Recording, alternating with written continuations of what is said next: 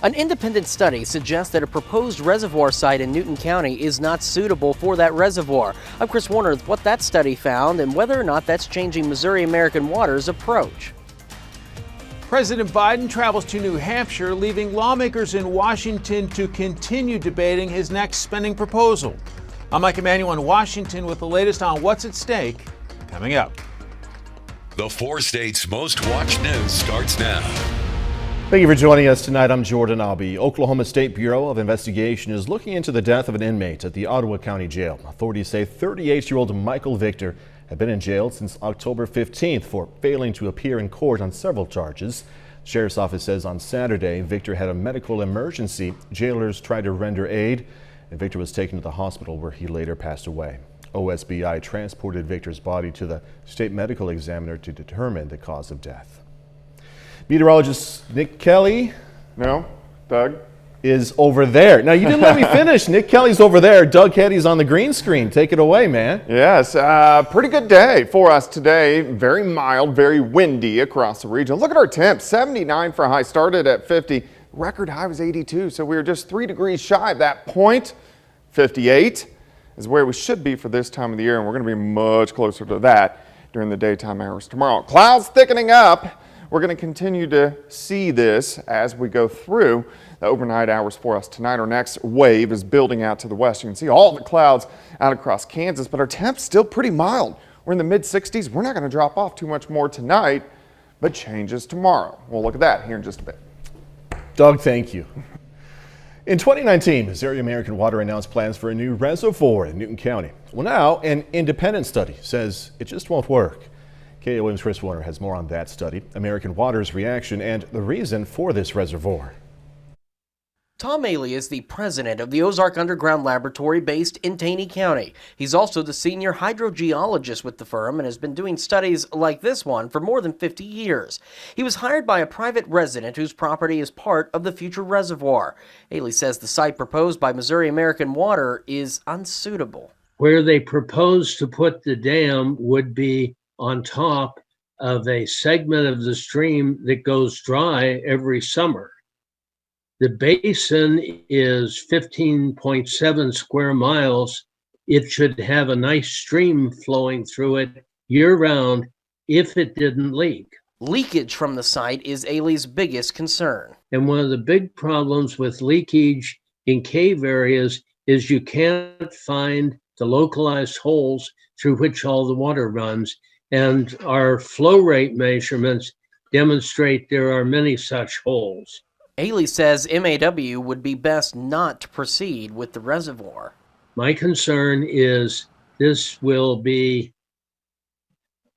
very disastrous for the long-term water supply of Joplin. The problem is if you put money into something that doesn't work, you lose all your money on that project, and you still have to develop a water supply that will supply Joplin into the future. Matt Barnhart with Missouri American Water says they've reviewed Ailey's study. We definitely read the report, front to back and inside and out. I mean, that's what responsible scientists do.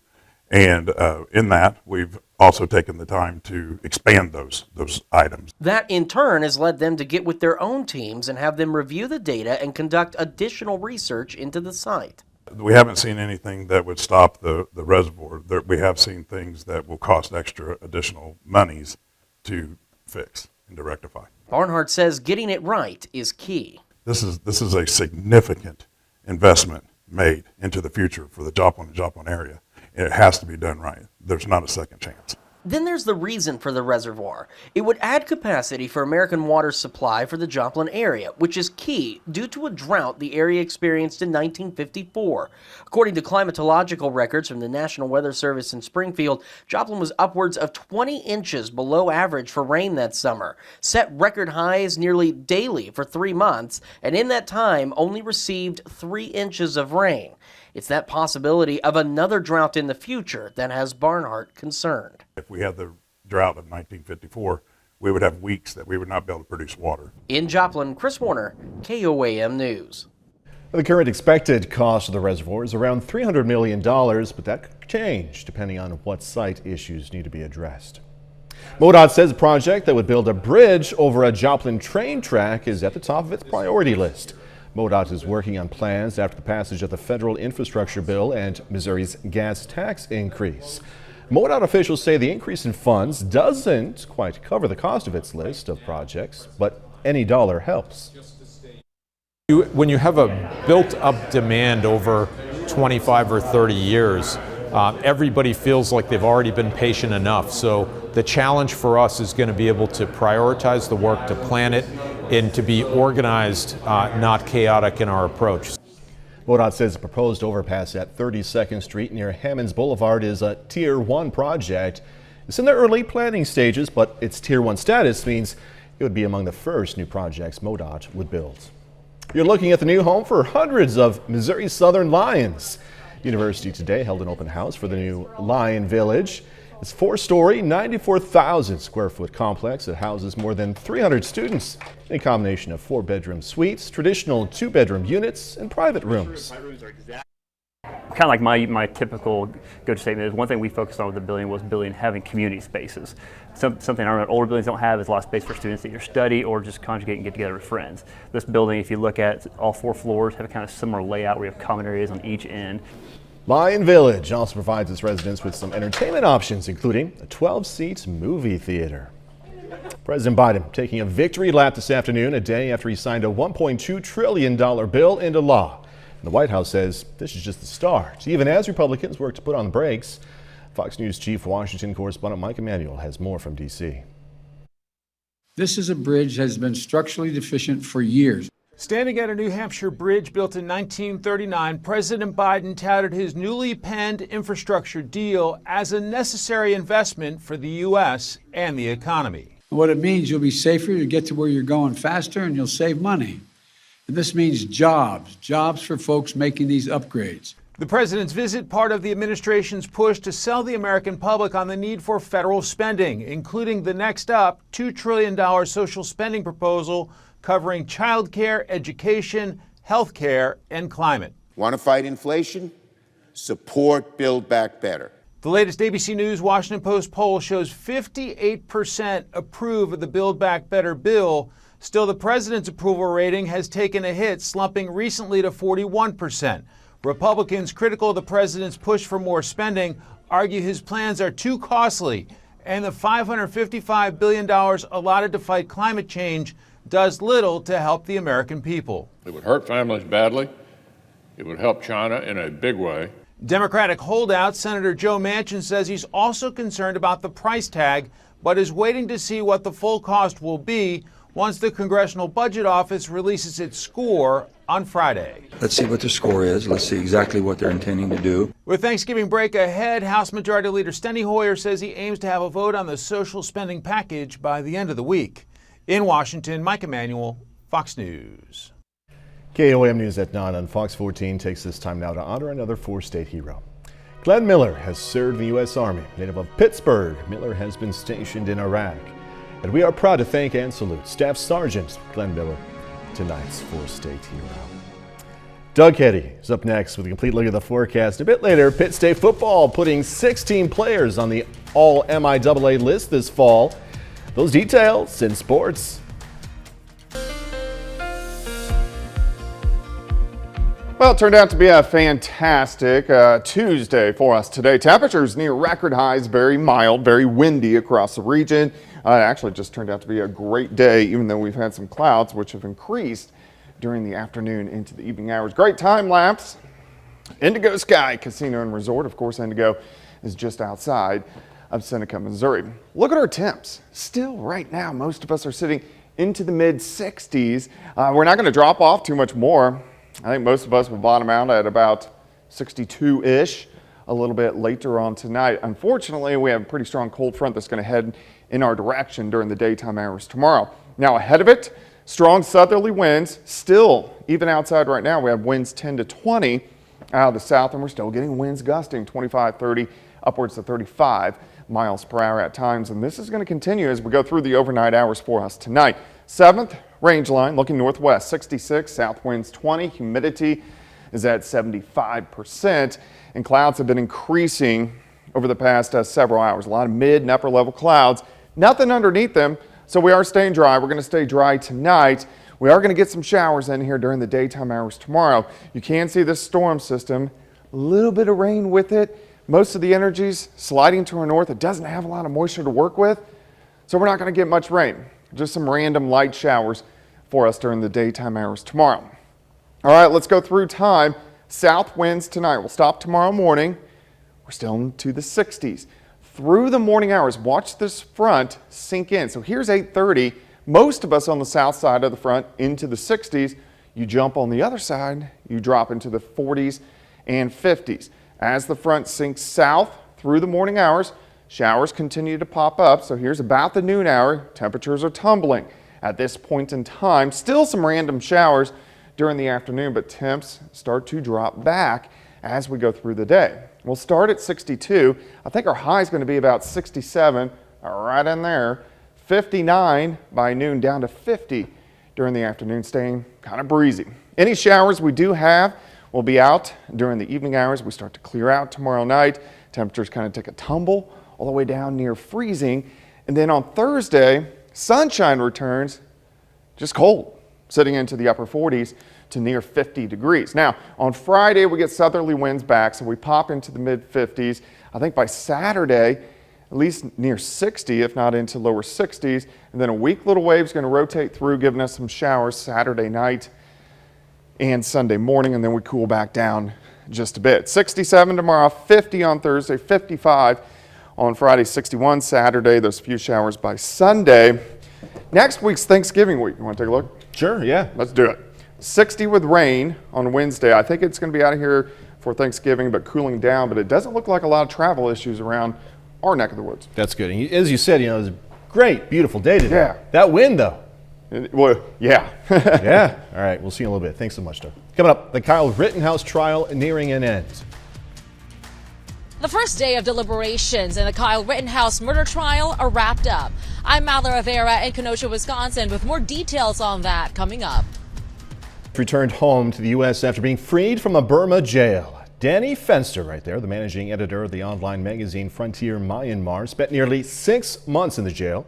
He was arrested back in May and convicted last week of multiple charges, including spreading false or inflammatory information. He had been sentenced to 11 years of hard labor and was set to stand trial on further charges that carried a possible life sentence. Burma's military government says Fenster was pardoned, then freed on humanitarian grounds.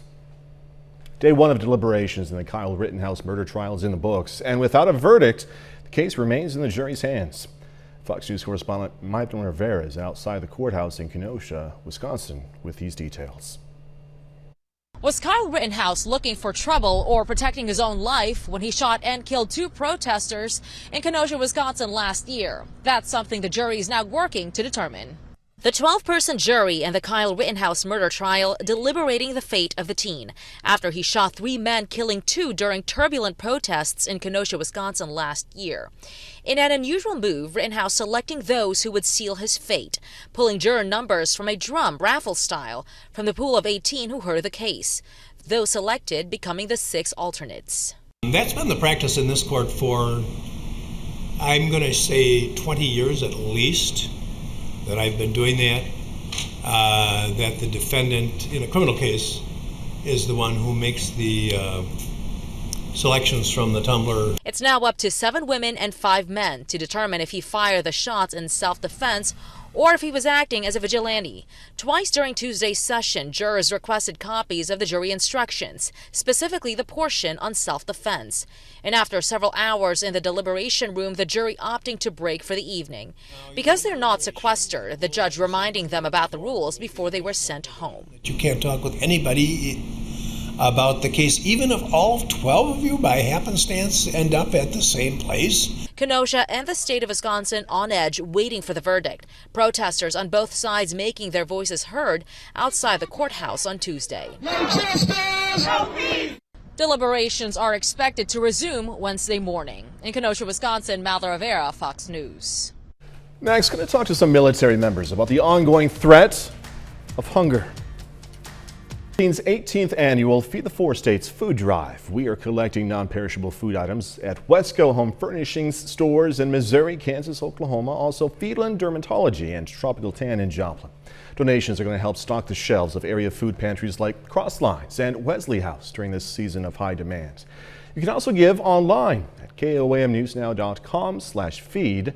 Food drive will continue until December 31st. Now, monetary donations can be stretched to provide 4 meals per dollar, so please give what you can, and we thank you in advance. Department of Agriculture says more than 38 million Americans are food insecure, and food pantries across the country have seen a rising number of people needing help throughout the course of this pandemic. Fox News' Chris DeMeo has more on how the hunger crisis is taking a toll on military families in particular, plus the damaging effects inflation and the clogged supply chain are having on the organizations so many rely on for their next meal.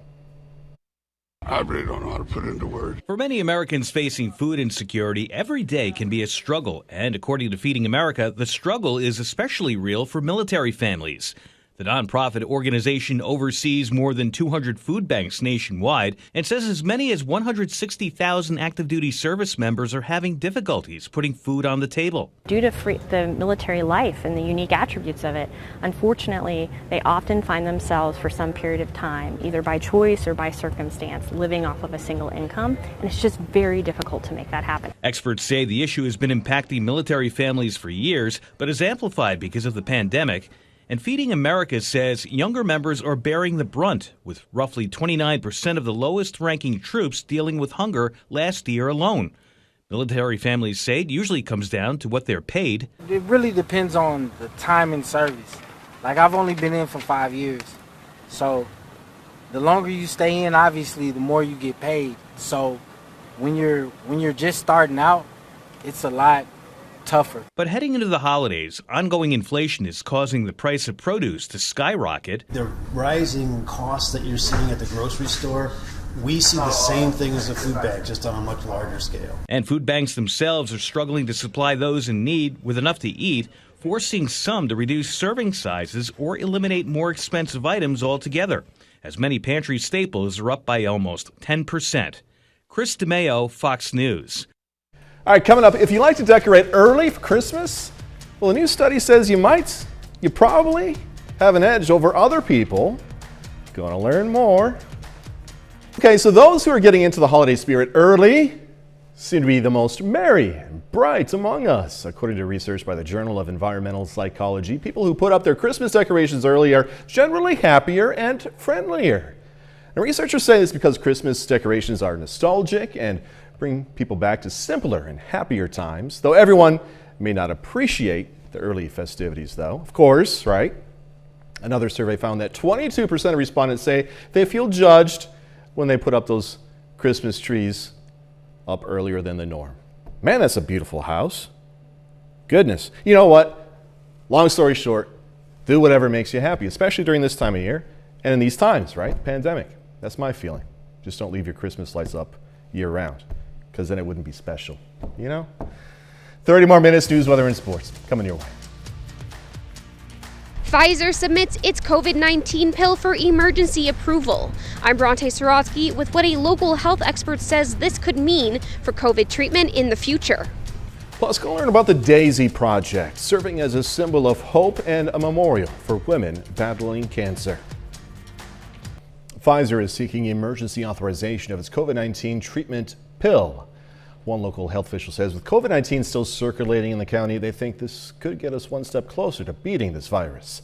KOAM's Bronte Sorotsky spoke with the Newton County Health Department to learn more. Just another tool in our kit to combat this virus. Larry Bergner with the Newton County Health Department says he's hopeful after hearing that there could soon be another way to treat COVID-19. On Tuesday, Pfizer submitted its application to the FDA for the emergency approval of their COVID-19 treatment pill. If authorized by the FDA, Bergner says it could help to reduce deaths and the strain on hospitals. It will free up those medical professionals because they can prescribe the pill, send the patient home. So the medicine in the pill attaches to an enzyme in the virus and prevents it from replicating in the body. So you're basically shutting the virus off just as it's trying to get a hold in the body. He says that can help those infected see less severe illness to avoid overwhelming hospital staff, especially as COVID-19 numbers continue to fluctuate in the county. In Newton County, for example, we saw our surge in the summer like everybody did.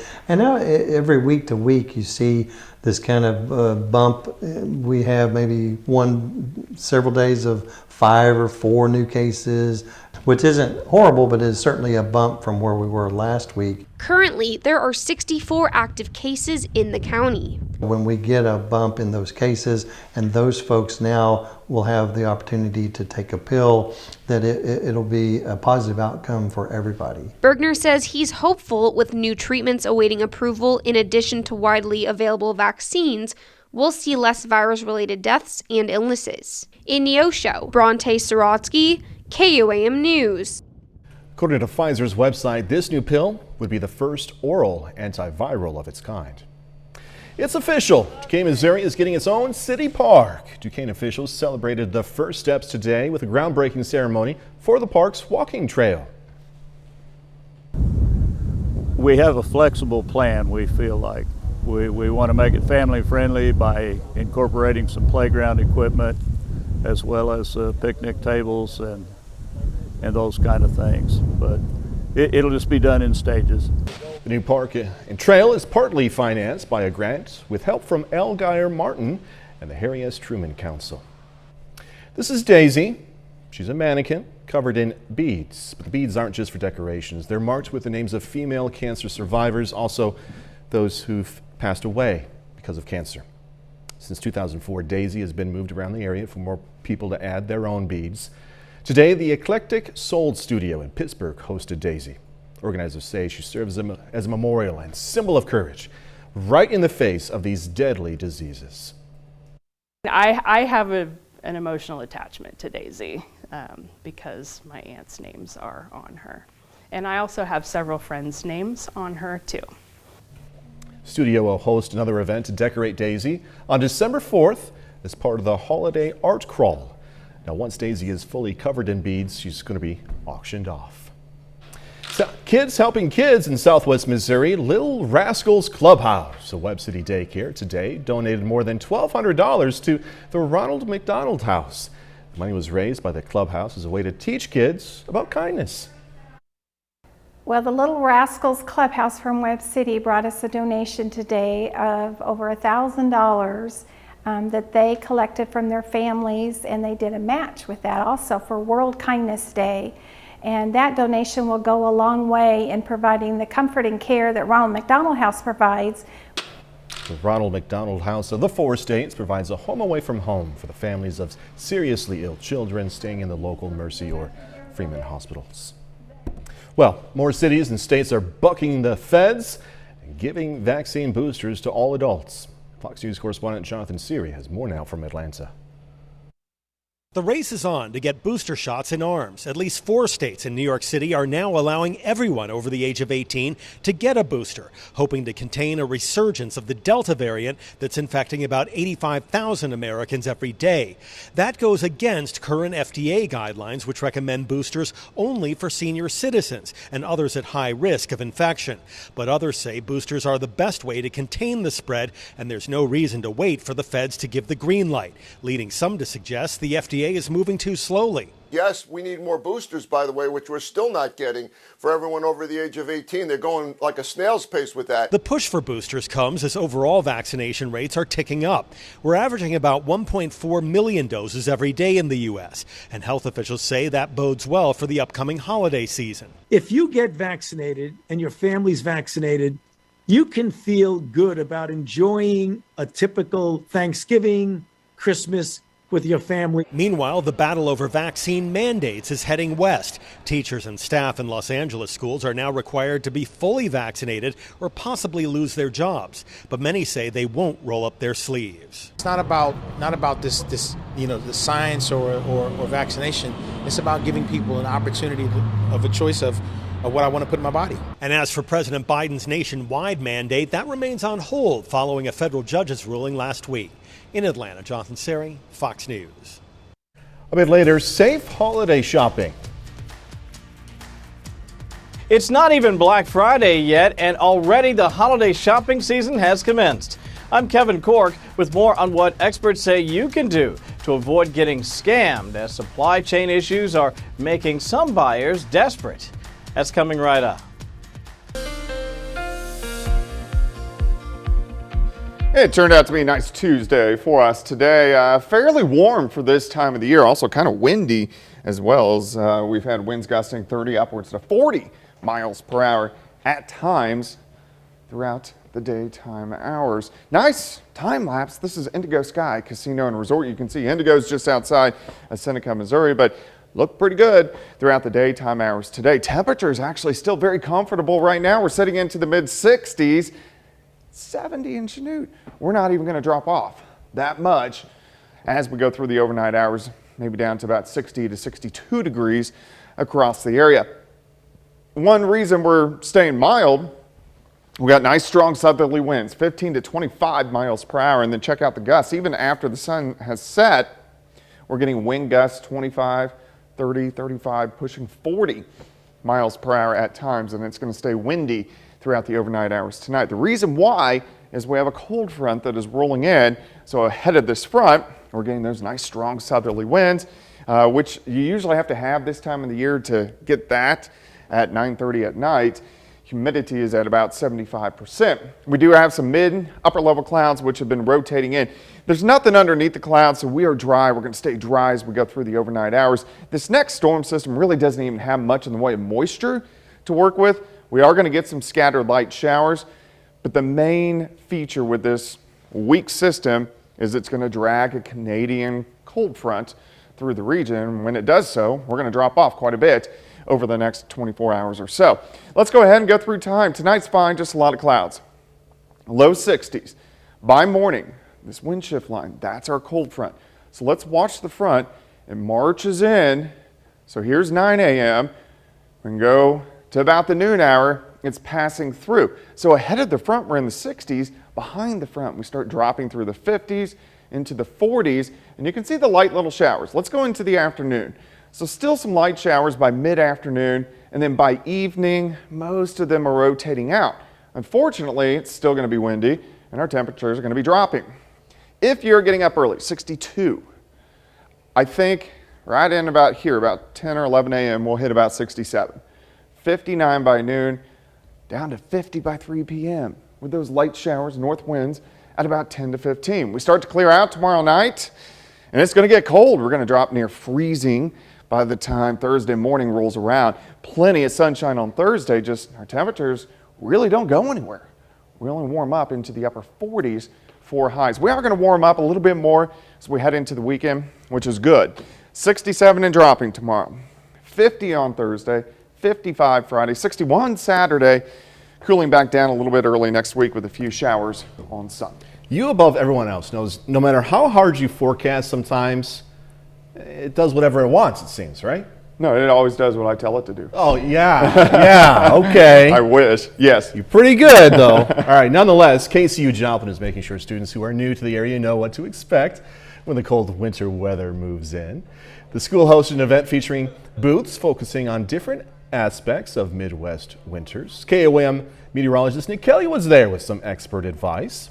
Other booths ranged from what to wear when exercising in the cold, mental health, taking care of pets, also safe driving. I guess the station that has the most information, I think, would probably be the running station here, just because I think it's really important to stay active. And again, with having a wife and daughter, we want to try to be as active as possible. We got a baby who's running around all the time. And we also want her to be able to enjoy the snow as well during her first winter. There were 6 information booths at today's event. All right, coming up in sports, Pitt State and Missouri Southern football combined to put 26 players on the All-MIAA list. Also, Paraneosho student athletes signed to continue their careers at local colleges. Jacob Leonard, that and more next. The MIAA released its all-conference football honors today. The Pittsburgh State Gorillas have 4 on the All-MIAA first team. Kicker Cross Holmes and offensive lineman Trace Jeffries have made the All-MIAA first team. The other 2 first-teamers On defense, linebacker P.J. Sarwinski is on the All-MIAA first team for PSU after leading the team with 84 tackles. He also had 3.5 sacks and an interception. Dallas Flowers is an All-MIAA first teamer as a defensive back.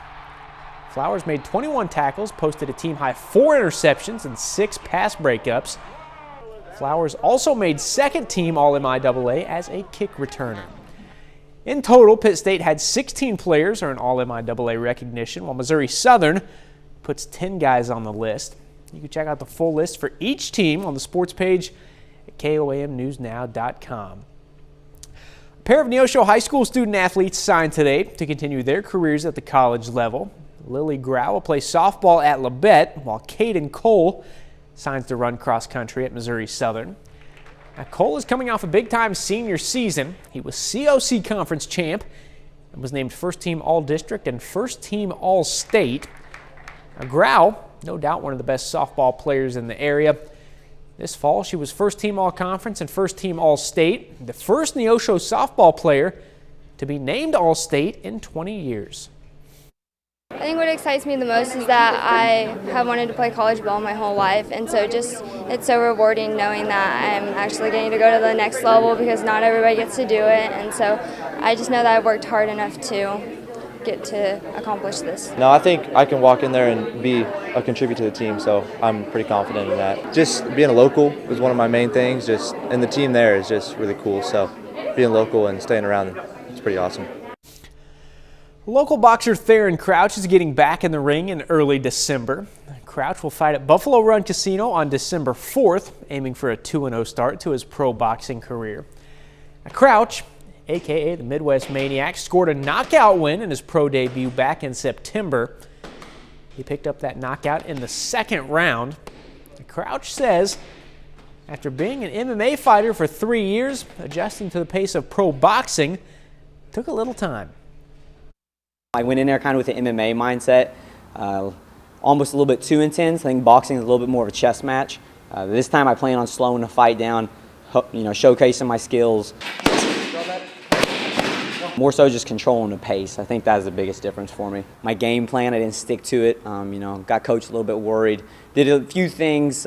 He baited me into stuff that he shouldn't have baited me into. I want to show that I'm a little bit more disciplined fighter. So this time around, I think that's what I'm going to focus on, is being more disciplined and executing my game plan and not getting drawn into that stuff. Tonight is the opening round of the MIAA postseason volleyball tournament. The Pittsburgh State Gorillas have made it in as the 6th seed after winning 9 conference games in the regular season. Now, the Gorillas have to hit the road tonight in the quarterfinals, facing 3rd-seeded Washburn. That one is final. Gorillas fall in 3 sets. Pitt State ends the season with a 15-14 overall record. And that's it for sports. We're back with more news after this.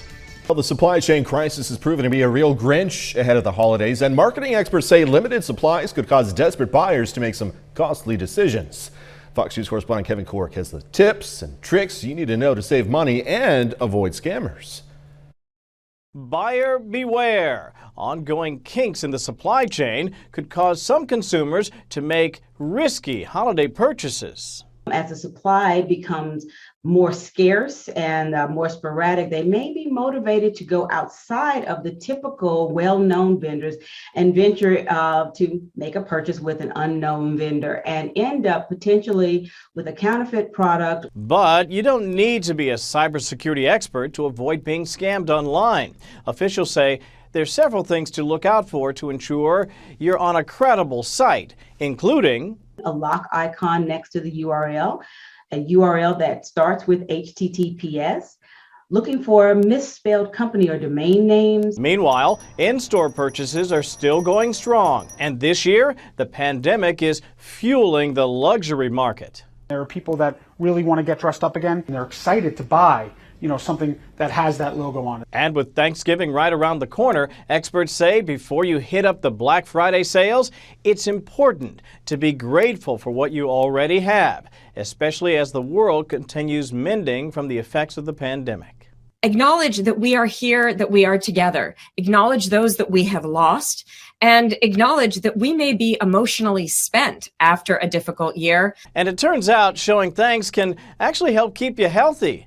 Scientists say expressing gratitude can actually boost your immune system and even, wait for it, help you sleep better. I'm Kevin Cork, Fox News. Next, going to hear from the cast of the new Ghostbusters movie. All right, my favorite character from the original Ghostbusters movie was the marshmallow guy. You know what I'm talking about? Marshmallow guy? He was a good guy. The Stay Puft? The Stay Puft. Yes. He was a good guy, wasn't he? Or was he a bad guy? Anyway, that was my favorite character. The Ghostbusters are back in business, back in theaters with the next chapter of their supernatural story. Here's Fox's Ashley Dvorkin. What is that? I don't know. Ghostbusters Afterlife calls a new generation of ecto enthusiasts. I saw Ghostbusters when I was, I think, like 5 or 6. I was a huge, early SNL fan. I had already been a Ghostbuster for Halloween. The adventure follows a family learning of their legacy with the original team of the 1984 classic, a film which found the key to a place in pop culture. People remember it being funny. However, when I saw it and I was a kid, I thought, this is kind of scary. It was unique to me at the time, and I think one of the reasons why it's stood the test of time. And all those great comedians, I mean, that was a pinnacle of comedy. The new movie brings much to discover in updates and nostalgia. We can really be in it and have watched the films and still not know everything, which is amazing. Does that mean that you can discover the Easter eggs, like new Easter eggs, each time you even watch it? Yes. Yes. When we were filming, there's like little details that Jason was showing us. And itself is a family legacy, with writer-director Jason Reitman continuing his father Ivan's story. It's Ivan's baby, and now Ivan's actual baby took that baby and then created something to go alongside it, add to it. It didn't feel like just any old movie. It felt like something special. Most important to me was to make this a Ghostbusters film in every way. I wanted the music, the feel, the costumes, the props, the car. I wanted people to know they were watching a Ghostbusters film. It has a gunner seat? In Hollywood, Ashley Dvorkin, Fox News. Who you gonna call? That's our time for tonight. Thanks so much for joining us. Gonna leave you with video of polar bear sisters meeting for the first time. Be safe. Aw, do this all again tomorrow. See you then.